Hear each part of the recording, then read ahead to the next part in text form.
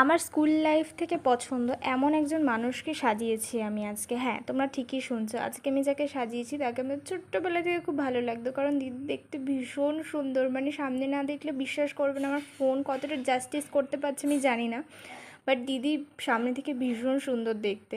তা আজকে এটা হচ্ছে দিদির কমপ্লিট লুক।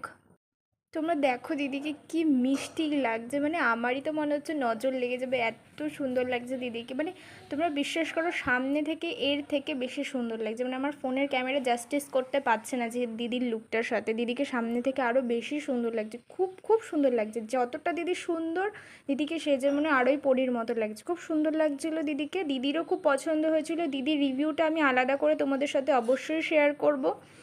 আজকে দিদি এসেই আমাকে বলেছিল দিদির একদম সফট একটা লুক চাই, কারণ দিদি বীভৎস ঘামায়। মানে সত্যি কথা ভীষণ ঘামায়, মানে ফ্যানের তলায় বসেও দিদি ঘামছিল। তাই দিদি বলেই দিয়েছে